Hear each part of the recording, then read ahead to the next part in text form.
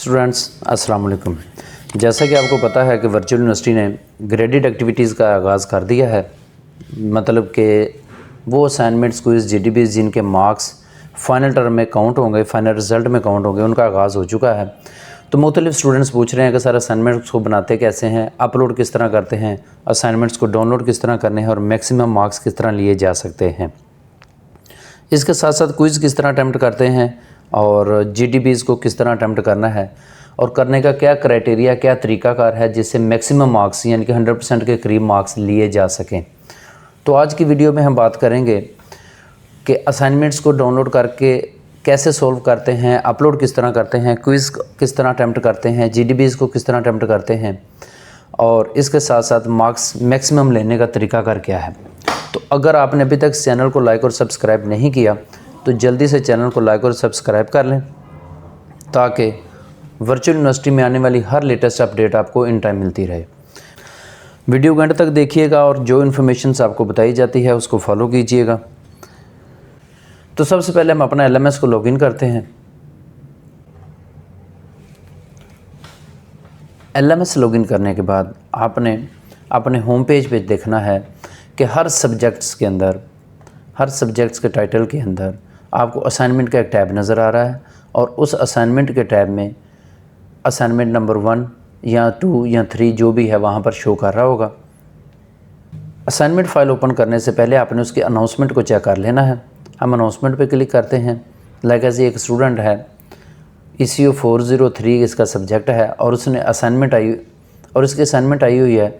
तो वो कहते हैं this is inform to that assignment will be open on November 9, 2013।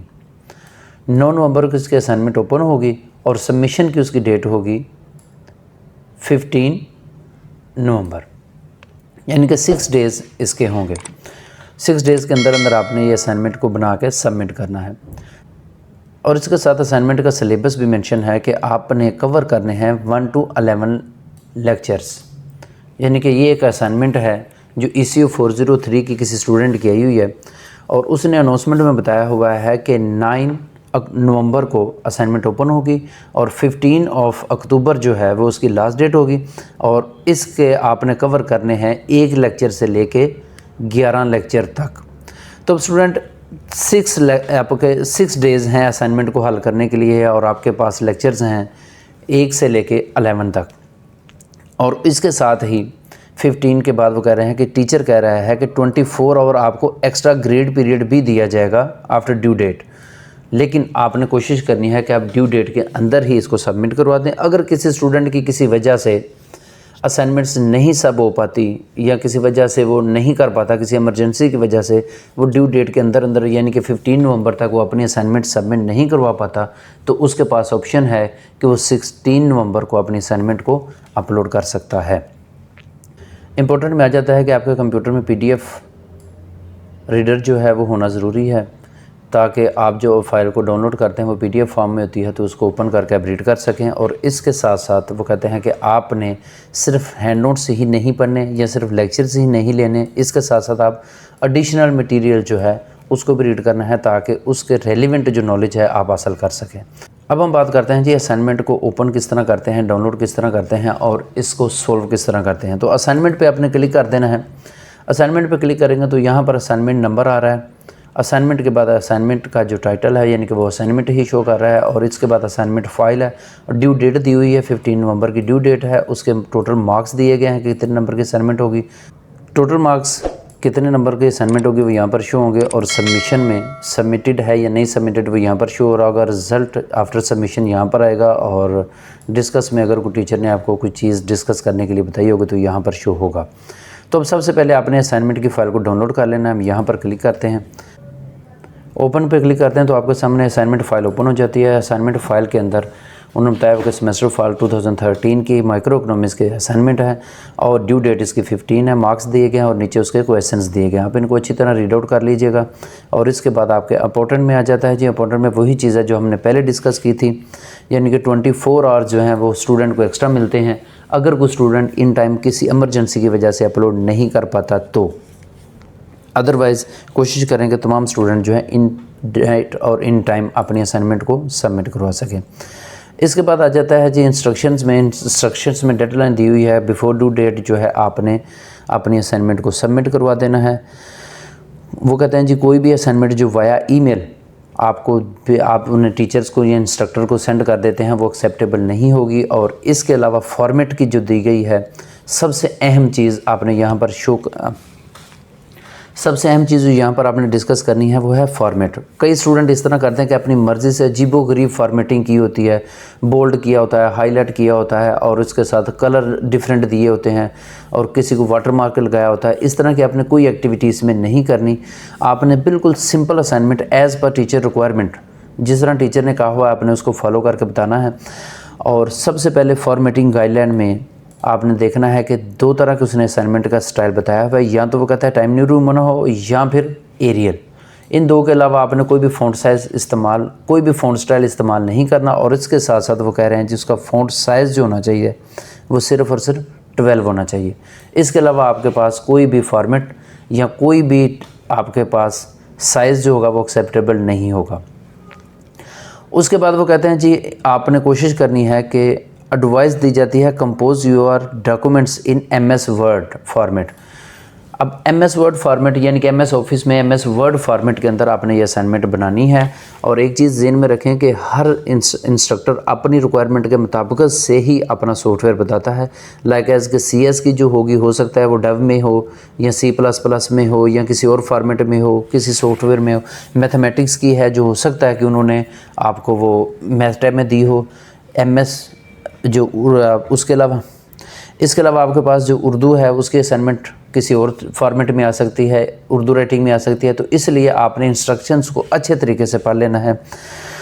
इसके बाद वो कहते हैं जी आप जो आपके असाइनमेंट है वो ओपन ऑफिस फॉर्मेट में कर सकते हैं और black and blue format only. इसके बाद आ जाता है जी हमारे पास black and blue font colour only. वो कहते हैं जी आपने सिर्फ़ और सिर्फ ब्लैक और ब्लू कलर को यूज़ करना है। लाइक एज कि जिस तरह उन्होंने इंस्ट्रक्शंस में बताया हुआ है या उन्होंने जिस तरह ये फॉर्मेट किया हुआ है कि आपने ड्यू डेट उन्होंने ब्लू की हुई है और उसके अलावा मार्क्स उन्होंने बताया हुआ है वो ब्लू कलर में है। आप भी अपना ID असाइनमेंट का नंबर जो इस तरह है वो ब्लू कलर में लिख सकते हैं या मैक्सिमम आप अपनी हेडिंग ब्लू कलर में लिख सकते हैं। लेकिन एक बात ज़हन में रखें कि आपने मैक्सिमम जो है 12 का ही फ़ॉन्ट साइज़ रखना है। अगर इससे ज़्यादा करते हैं तो हो सकता है कि आपको वो मार्क्स डिडक्ट कर लें या 0 मार्क्स आपको दे दें। साथ ही उन्होंने बताया हुआ है रूल्स ऑफ मार्किंग कि आपके नंबर किस किस तरह से मिलते हैं। आपने सबमिटेड आफ्टर ड्यू डेट जो आप करेंगे वो उसके 0 मार्क्स होंगे, वो कंसिडरेबल नहीं होगी। और उसके साथ साथ आपने अगर कोई फ़ाइल अपलोड की है वो रीडेबल नहीं है या वो ओपन ही नहीं हुई देन उसके मार्क्स नहीं मिलेंगे। और कोई भी फॉर्मेट MS वर्ड या ओपन ऑफिस के अलावा अगर किसी फॉर्मेट में आप करते हैं लाइक एज के एक्सेल में कर देते हैं, PDF में कर देते हैं, पावर पॉइंट में कर देते हैं तो आपको उसके भी मार्क्स नहीं मिलेंगे, वो भी 0 के कंसीडर होगा। और इसके साथ सबसे अहम चीज़ है कि अगर कोई स्टूडेंट चीटिंग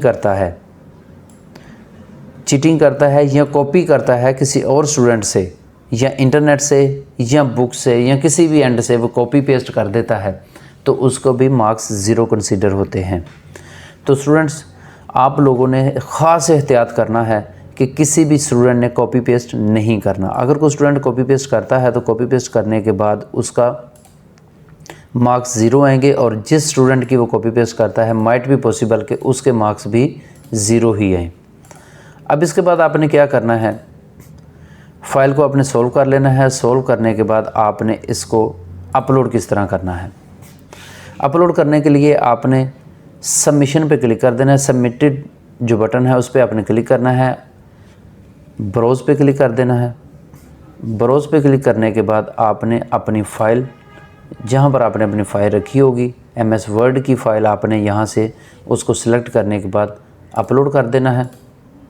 अपलोड करने के बाद आप देखेंगे कि आपकी फ़ाइल जो है वो सक्सेसफुली मैसेज आ जाता है कि सक्सेसफुली अपलोड हो चुकी है। अब आपने दोबारा उस असाइनमेंट में आना है और देखेंगे कि यहाँ पर आपकी फ़ाइल जो है वो सबमिट में शो कर रहा है कि आपकी फ़ाइल सबमिट हो चुकी है। अब यहाँ पर एक चीज़ बहुत अहम बताने वाली है कि अगर आप मिस्टेकनली गलती से किसी और सब्जेक्ट की फ़ाइल को किसी और सब्जेक्ट में अपलोड कर देते हैं तो आप उसको दोबारा भी अपलोड कर सकते हैं। यहाँ पर आप क्लिक करके कोई भी फ़ाइल अगर आपने मिस्टेकनली अपलोड कर दी है तो आप उसको यहाँ से क्लिक करने के बाद दोबारा अपलोड कर सकते हैं। और अगर आप अपनी फ़ाइल में एडिट करना चाह रहे हैं, यानी कि आप कहते हैं कि ये फ़ाइल में कुछ चीज़ें मिस हो गई हैं, उसको दोबारा ऐड करना चाह रहे हैं, तो आपने दोबारा डाउनलोड पे क्लिक कर लेना है, या जो फ़ाइल आपके पास ऑलरेडी डाउनलोड फॉर्म में पड़ी हुई है आपने उस फाइल को दोबारा रीराइट कर लेना है। उसके अंदर जो चीज़ें एडिट करनी है वो एडिट करने के बाद दोबारा यहाँ से अपलोड कर लेना है।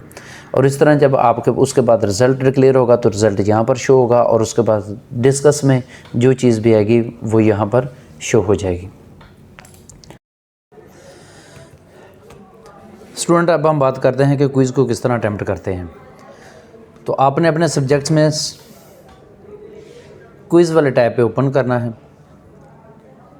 स्टूडेंट, अब हम बात करते हैं कि क्विज़ को किस तरह अटेम्प्ट करते हैं। तो आपने अपने सब्जेक्ट में देखना है कि किस सब्जेक्ट का क्विज़ आया हुआ है। लाइक एज ए स्टूडेंट है, इसका क्विज़ आया हुआ है, यहाँ पर आपने क्लिक कर देना है क्विज़ पे, और क्विज़ के ऊपर आप क्लिक करने के बाद आपके सामने पेज ओपन होगा। इसमें क्विज़ के टाइटल यानी कि तमाम के तमाम क्विज़ जो आपको पूरे सेमेस्टर में टीचर ने लेने हैं वो शो कर देगा। ये टीचर की मर्ज़ी है कि वो एक क्विज़ शो करे या सारे सेमेस्टर के क्विज़ शो कर दे। उसकी स्टार्टिंग डेट दी हुई है कि किस किस डेट को क्विज़ स्टार्ट होगा, और उसकी एंडिंग डेट कौन सी है, किस डेट को क्विज़ इसका क्लोज़ हो जाएगा। टोटल मार्क्स भी दिए हुए हैं, और इसके बाद क्विज़ का स्टेटस दिया हुआ है कि क्लोज्ड है या ओपन है। अभी तक ये क्विज़ ओपन है, और इसके बाद सबमिट स्टेटस आ जाएगा और उसका रिज़ल्ट डिक्लेयर हो जाएगा। तो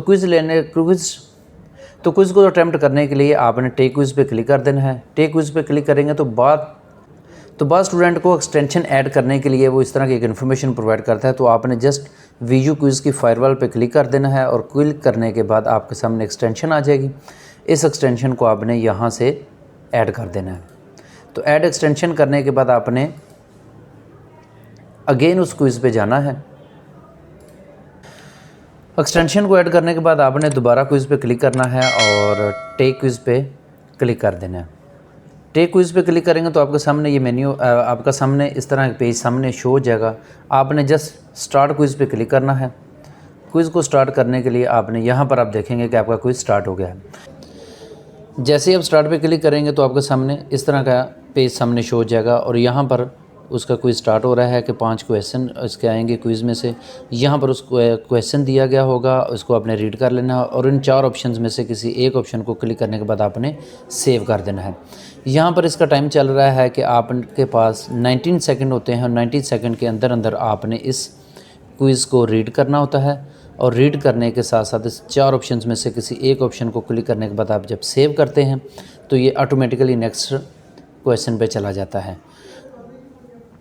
तो ये था जी हमारे पास क्विज़ को सॉल्व करने का तरीका। इस तरह आपको क्विज़ को सॉल्व करते हैं। उम्मीद है कि आपको आज की वीडियो पसंद आई होगी। अब आ जाता है जी हमारे पास मैक्सिमम मार्क्स लेने का तरीका कर क्या है। तो स्टूडेंट्स, जैसा कि हमने ओरिएंटेशन में भी डिस्कशन की थी, बात की थी कि सबसे ज़्यादा मार्क्स वो स्टूडेंट लेते हैं जो अपने लेक्चर्स को, वीडियो लेक्चर्स को पूरा का सुनते हैं। वीडियो लेक्चर सुनने के साथ साथ अपने हैंड नोट्स जिन्होंने परचेज़ किए हुए हैं या हाईलाइट कर लेते हैं मेन पॉइंट्स को, और उसके साथ साथ वो स्टूडेंट जो ग्रुप में स्टडी करते हैं, यानी कि तमाम दोस्त आपस में मिल के उस टॉपिक्स को, कॉन्सेप्ट्स को क्लियर करते हैं और फिर उसके बाद असाइनमेंट्स बनाते हैं। तो एक बात ज़हन में रखें कि ग्रुप में स्टडी करना बहुत अहम है, और क्योंकि सारे दोस्त जब मिलकर स्टडी करते हैं तो मुख्तलिफ दोस्तों के कॉन्सेप्ट्स उसमें क्लियर हो जाते हैं। और इसके साथ साथ आ जाता है कि अपने इंटरनेट से सर्च करना है। कोई भी इशू आता है तो अपने इंटरनेट को ज़रूर सर्च करना, उसके रेलिवेंट टॉपिक को, जो भी आपने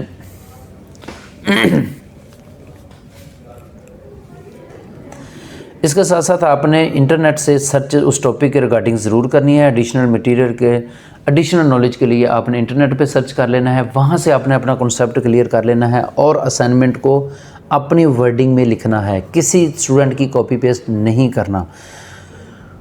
अपने वर्डिंग में लिखेंगे, अपनी इंग्लिश में लिखेंगे तो स्टूडेंट्स, टीचर्स आपको ज़्यादा मार्क्स देंगे। और आपने कॉन्सेप्चुअल लिखना है, बुक से लिखा हुआ या इंटरनेट से कॉपी पेस्ट किया हुआ या किसी स्टूडेंट से कॉपी पेस्ट किए हुए के मार्क्स नहीं आएंगे।